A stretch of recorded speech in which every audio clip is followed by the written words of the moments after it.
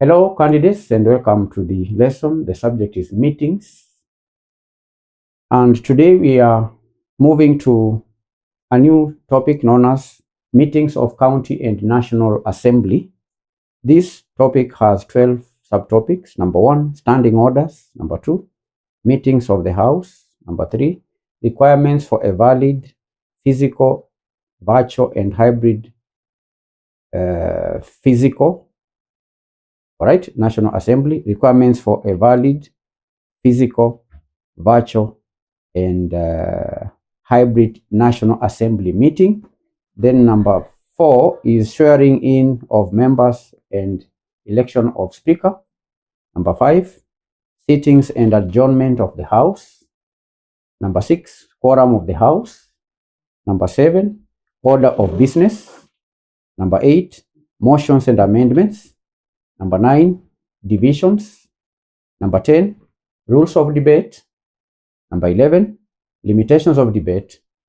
And lastly, requirements for keeping records of county and National Assembly meetings. These are 12 subtopics. We will be studying one topic at a time, beginning in our today's lesson with the standing orders. Standing orders. Now, candidates, in studying standing orders, we will first of all define standing orders. We will explain the purpose of standing orders.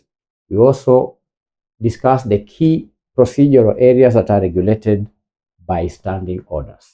And therefore, by the end of this lesson, number 1, you should be able to define standing orders.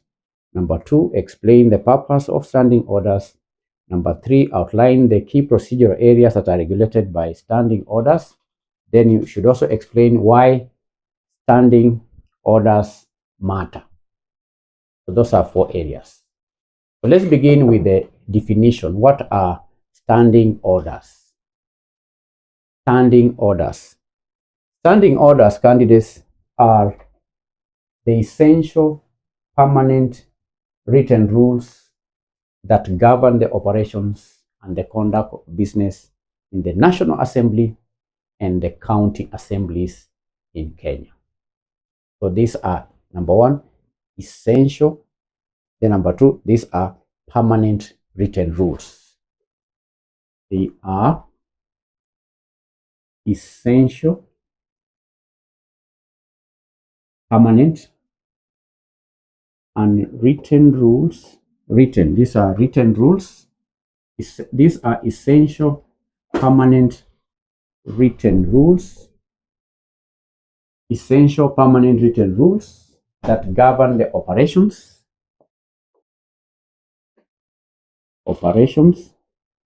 and conduct of business in the National Assembly, and county assemblies in Kenya. So standing orders, first of all, are essential and permanent written rules that govern the operations and the conduct of business in the National Assembly and the county assemblies. That's the meaning of standing orders. And they serve as the rule book for legislative proceedings, ensuring that debates are orderly, efficient, and fair. So candidates, that is to mean that standing orders are not merely temporary guidelines. No, they are legally binding rules that are adopted by the respective houses, that is the National Assembly and the county assemblies. And their standing nature, because they are called standing orders, their standing nature means they remain in effect from one session to the next session until the House formally decides to suspend the orders, amend, or even repeal the standing orders. That's why they are referred to as standing orders. The nature of these rules is that they remain in effect They remain in effect from one session to the next session until the House decides to suspend these orders or to repeal these orders or to uh, suspend or amend. You understand? So that's the meaning of standing orders. And these standing orders, candidates have a constitutional basis. What is the constitutional basis of standing orders? Now, under Article 124 of the Kenyan Constitution, Article 124 of the Constitution, each House of Parliament has the power to establish its own standing orders. It has the power to establish committees and also to make standing orders regulate its proceedings. Similarly, Section 14 of the County Governments Act. Now, apart from this Article 124, we have Section 14 of the County Government Act. This act, candidates, empowers county assemblies to create standing orders that are consistent with the Constitution. So this is the constitutional basis of standing orders. And that's the meaning of standing order. So we first of all defined standing orders. Number one, definition. Then number two, let's discuss the purpose. What is the purpose of standing orders? Now, the primary goal of standing orders is to provide a structured framework for legislative work. And these standing orders regulate conduct of business. Number one, standing orders, they regulate order of business. Okay? The conduct of business. They regulate conduct of business.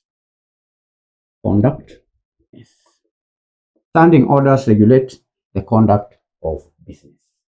Now, this is how the House starts its sittings. How does the House start its sittings? What is the order of business? How are motions moved? How are bills debated? So the houses, the National Assembly and the county assemblies require rules on how to conduct their business. They also regulate order and decorum. Standing orders regulate order and decorum. They regulate order and decorum. That means it is the standing orders that define what constitutes disorderly conduct. And also the standing orders provide the Speaker with the authority to maintain order. The Speaker can also name members for misconduct. The Speaker may also suspend the members because of lack of decorum or disorder. That is the second purpose of standing orders. Then we have the standing orders also define the role of the Speaker. The role of the Speaker is also defined by the standing orders.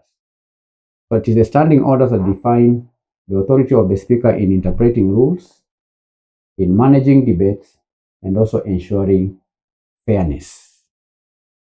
Another purpose is related to committee operations. Committee operations. Committee operations. Committee operations. This is how the committees are formed, their mandates, and also how they conduct the investigations and inquiries. It is the standing orders that define how the committees are to operate. Then we can also cite a legislative process. Legislative process.